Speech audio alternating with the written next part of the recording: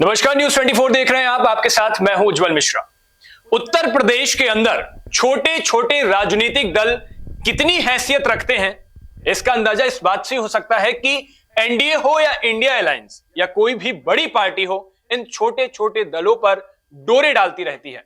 इन छोटे दलों की अपनी हैसियत कितनी है, इन छोटे दल राजनीति में कितना मायने रखते हैं और इनका जो जनाधार है वो कितना है, आज इसी पर पूरी हमारी बातचीत होगी कि छोटा दल कितना बल। हमारे साथ प्रशांत देव जी होंगे, आपको समझाएंगे कि आखिर इन छोटे छोटे दलों की हैसियत कितनी होती है और इन दलों पर पार्टियां किस तरह से डोरे डालती रहती हैं। तो सर, सबसे पहला सवाल यही कि छोटा दल किसका कितना बल। देखिए उज्जवल, ऐसा है कि दो बात आपने मतलब इसमें कही है कि एक तो छोटा दल और एक जो जाति जनगणना का मसला चल रहा है। ये अचानक ऐसे लग रहा है जैसे कि नई कोई चीज है। ये नई चीज बिल्कुल नहीं है। आप जब से चुनावी राजनीति को के जो पंडित हैं, चुनावी राजनीति के पंडित, समीकरण को समझने वाले, ये दो चीजें हमेशा बहुत प्रभावी, बहुत ताकतवर, बहुत महत्वपूर्ण रही हैं। ये पहला ऐसा अवसर है जब सार्वजनिक तौर पे पब्लिक डोमेन में से चीजें खुल के सामने आ गई है। जाति जनगणना की बात हो या छोटे दलों की बात हो जी। ये बिना छोटे दलों के अस्तित्व के, बिना इनकी ताकत के कोई भी चुनाव जीतना किसी भी राज्य में एक तरीके से नामुमकिन है।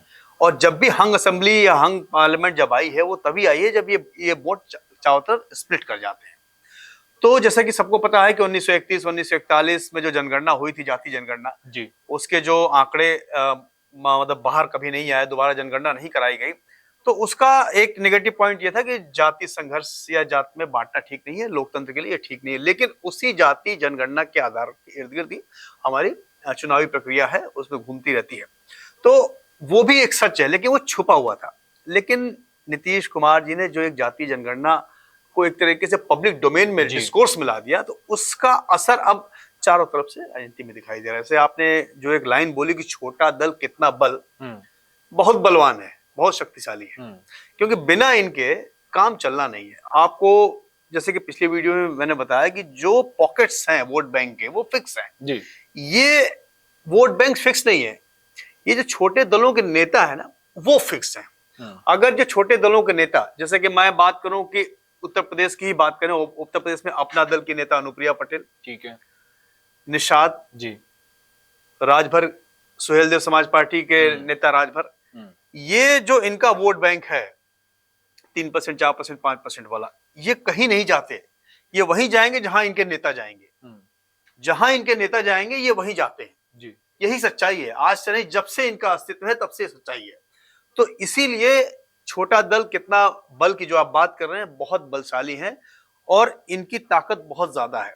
मतलब इनकी ताकत मतलब यूं है कि अगर आप कितना भी वोट शेयर इकट्ठा कर लीजिए, ये अगर आपके साथ नहीं है तो आप सरकार नहीं बना सकते। उत्तर प्रदेश की मैं बात करूं तो इनकी ताकत बहुत ज्यादा है, तो इसको कोई भी इग्नोर नहीं कर सकता है। और मुझे यही इसी अब जो ये चूंकि पब्लिक डोमेन में सारी बातें आ गई हैं, जब पब्लिक डोमेन में सारी बातें आ गई तो पहले क्या है, अनुप्रिया पटेल ही बताती थी कि तुम्हारी ताकत कितनी है अपने वोटरों को।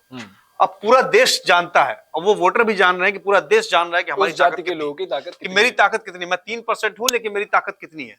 तो ये एक बड़ा गजब का वैल्यू एडिशन दे दिया है। हालांकि इसमें इंडिया गठबंधन को फायदा है, और मुझे जो लगता है कि नुकसान इस तरीके से मतलब बीजेपी या एनडीए को हो सकता है कि जो एक ताकत बाहर दिखाई देने लगी, जिससे एक बार्गेनिंग पावर तो जरूर इन छोटे दलों को मिल गई है। जहां भी वो अस्तित्व है, वो किसी को ब्लैकमेल भरे ना करें, लेकिन एक अंदरूनी बार्गेनिंग कर सकते हैं, इनकी ताकत सामने आ गई है। और तो उस लिहाज से आगे राजनीति कैसे करवट लेगी, ये थोड़ा कहना मुश्किल है।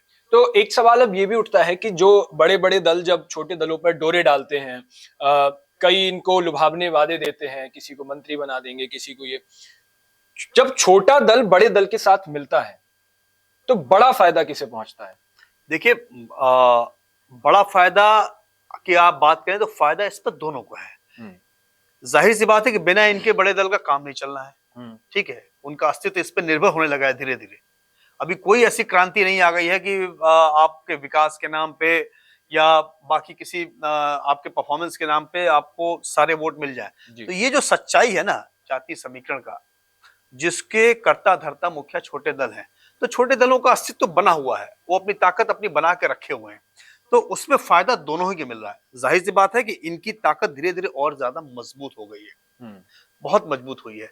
आप देखिए 2022 के विधानसभा चुनाव में जी। मैं छोटे दल की बात नहीं, मैं जातियों की बात कर रहा हूं कि जो मायावती का वोट बैंक है, दलित वोट में जो 22.5% है, उसमें 10.5% का वोट परसेंटेज इंटैक्ट है। जी। कितनी संख्या विधायकों की है मेरे ख्याल से नगण्य है जी। लेकिन 10.5% वो वही है। लेकिन वही 10.5% अगर कहीं और चला जाता है तो जीत की संख्या और बढ़ जाएगी। तो ये मैं कह रहा हूं कि इनकी ताकत अपने आप में बहुत ज्यादा, इसीलिए मैं जो हम लोगों को जानकारी मिलती है कि जो तमाम विपक्षी दल है, जैसे समाजवादी पार्टी पूरी ताकत लगाना चाहती है, पूरी ताकत लगा भी रही है, जहां कि ये सारे दल इनके साथ आ जाएं जो कभी साथ देते थे माननीय स्वर्गीय मुलायम सिंह के समय में। लेकिन अब वो हो पाएगा नहीं, हो पाएगा नहीं कह सकते। अब जैसे कि आपने पश्चिम की राजनीति देखिए, जाट 3% है लेकिन उनका वैल्यू इतना ज्यादा है कि बिना उनके काम नहीं चलना है। अब जैन चौधरी एक ऐसी ताकत है पूरे उत्तर प्रदेश में, सब आ गए। देखिए राजभर बीजेपी में आ गए, एनडीए घटक दल हो गए, निषाद है ही है, अनुप्रिया पटेल है, सिर्फ एक जयंत चौधरी जो जाट में है, इसको लेकर के आप देखिए जयंत चौधरी में क्या है। 3% जो जाट है वो जो चुनाव हुआ उससे लगता है कि वो बीजेपी का वोट उनको मिला, थोड़ा नुकसान हुआ लेकिन मिला। लेकिन जयंत चौधरी भी उसी 3% में है जाटों में। ऐसी क्या बात है कि बीजेपी लगातार कोशिश करे कि आ जाए, मतलब कभी मना नहीं, बुराई नहीं है, समझ रहे, सीधा अटैक भी नहीं करते। हाँ, और तो अब जयंत चौधरी की ताकत मुझे इतनी ज्यादा लग रही है कि वो अगर वो सपा के साथ खड़े हैं तो भी मजबूती के साथ हैं, उनको पता है कि मेरी वैल्यू क्या है। अगर बीजेपी में नहीं आते हैं तो भी उनकी वैल्यू बहुत ज्यादा है, आते हैं तो भी वैल्यू बहुत ज्यादा है। तो ये छोटा दल में कितना बल है इससे परिभाषित होता है कि ताकत बहुत ज्यादा हो गई, अब बहुत ज्यादा हो गई है। अब इस जमाने में लोगों को मालूम चलने लगा है भाई कि हमारी ताकत क्या है, बिना मेरे काम नहीं चलेगी। कार खड़ी है, सब कुछ है, पेट्रोल भी है, टायर भी है, सब कुछ है, लेकिन बिना चाबी के आप चल नहीं पाओगे, धक्का नहीं दे पाओगे, मंजिल तक नहीं पहुंच पाओगे। जैसे इंडिया अलायंस एक बना, उसके बाद एनडीए का अपना अलग है। एनडीए में आपने भी पार्टियां गिनाई, यूपी से ओम प्रकाश राजभर हैं, अनुप्रिया पटेल हैं, संजय निषाद हैं, जो अपने कोर वोट बैंक के साथ चलते हैं। लगभग जितने छोटे दल सब बीजेपी के साथ, एनडीए घटक दल हैं आज यूपी में। आज जयंत चौधरी आरएलडी को छोड़ के जो जितने भी दल, अनुप्रिया पटेल, संजय निषाद, इन सबसे बात हो रही है क्या यूपी में? सपा बात कर रही है या कांग्रेस बात कर रही हो अपने इंडिया अलायंस दल में शामिल करने के लिए? देखिए मैं पक्की बात तो नहीं बता सकता हूं, लेकिन इस बात से मैं बिल्कुल इनकार नहीं कर सकता हूं कि कोशिशें न की जा रही हूं। अगर ये छोटे दल आपको ताकत देते हैं तो पूरी कोशिश हो रही होगी। लेकिन चूंकि अभी एक वैल्यू एडिशन ये है कि अभी सबको ये लगता है कि एक बड़ी ताकत है, एक बड़ी ताकत साथ ये लोग जुड़े हुए हैं, तो अभी कोई ऐसी बात फिलहाल तो नजर नहीं आती है। जैसे कि अनुप्रिया पटेल, मतलब अपना दल की बात करें तो अपना दल के जो कर्ता धर्ता है आशीष पटेल, उनसे जब बातचीत होती है तो उन्हें लगता है कि भाई वो बीजेपी के साथ एक तरीके से अभी लंबा चलेंगे, उन्हें लगता है कि ठीक है। तो उसी हिसाब से जो सारी कहानी चल रही है, तो अभी मुझे लगता है, लेकिन मैं इस बात से बिल्कुल इनकार नहीं कर सकता हूं, या कोई भी करेगा, कि इनको अप्रोच नहीं किया जा रहा, क्योंकि इनकी ताकत है। और इनको अगर अप्रोच, इनमें से एक धड़ा भी अगर तोड़ लिया अपोजिशन ने तो नुकसान हो जाएगा। वो नुकसान कैसे होगा मैं बताता हूं आपको। 2017 में ओम प्रकाश राजभर बीजेपी के साथ थे जी, ठीक है, रिजल्ट निकला, बीजेपी को 2017 में 300 के पार के आसपास सीट मिली, मतलब पूर्वांचल में जहां उनका प्रभाव है वहां उन्होंने कामयाबी हासिल की। जब वो बीच में राजभर ने बगावत की, मतलब नाराज होकर बागी होकर निकले, तो लोकसभा में भी असर पड़ा, विधानसभा में भी असर पड़ा। पूर्वांचल के 44 विधानसभा सीटों में बीजेपी पर सिर्फ 4 हैं, और राजभर है कितने? सिर्फ 2%। पूर्वांचल का पूरा गणित बिगड़ गया, ठीक है। गणित सिर्फ 2% से नहीं बिगड़ा, मतलब पूर्वांचल में सपा बसपा का जो गठबंधन था वो भी काम किया। तो जहां पे जाति समीकरण का प्रभाव बहुत ज्यादा, उसमें छोटी सी भी चूक, इसीलिए लोग बार-बार कहते हैं ना कि ये अमित शाह जैसे कद्दावर नेता, जो उनको भी एक तरीके से मिलना पड़ गया ओम प्रकाश राजभर से, जो पानी पी कर कोसते थे, क्या क्या नहीं बोला। तो ये सच्चाई है कि ये छोटे दलों की जो कहानी है, इसमें से एक को भी अगर ट्विस्ट करने में कामयाब हो गए,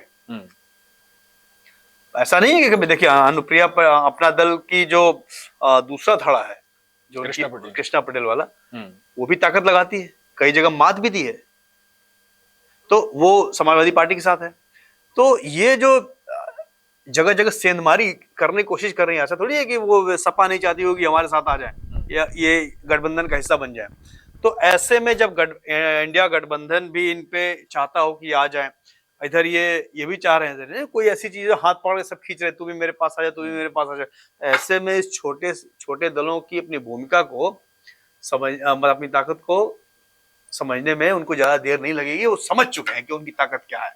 इसीलिए मैं कहता हूं कि हो सकता है जी कि ब्लैकमेलिंग वाली सिचुएशन ना हो, लेकिन बार्गेनिंग वाली सिचुएशन आएगी। तो कुल मिलाकर के उत्तर प्रदेश में छोटे दल कितना बल रखते हैं, इसका अंदाजा इसी बात से हो सकता है कि पिछले दिनों ओम प्रकाश राजभर जब एनडीए के साथ गए तो उससे पहले कई उनके पुराने वीडियोस वायरल हुए, जो ओम प्रकाश राजभर बीजेपी, योगी आदित्यनाथ, पीएम मोदी के लिए बहुत कुछ कहा, लेकिन बीजेपी के साथ आए, एनडीए में शामिल हुए और खुशी खुशी सभी ने रखा। अब बात चल रही है उनको मंत्री पद देने, मंत्री बनाने की भी। तो ये छोटे दलों की बल है और इसीलिए ये बात साफ तौर पर कही जा सकती है कि ब्लैकमेलिंग की पावर इन दलों के पास भले ही ना हो, लेकिन बार्गेनिंग की हैसियत रखेंगे और यही जो भी सीट बंटवारे को लेकर जो बात आएगी वो पेंच भी यहीं पे फंसाएंगे। आप किस पर क्या राय है हमें कमेंट बॉक्स में जरूर बताइएगा। बाकी खबरों के लिए देखते रहिए न्यूज़ 24।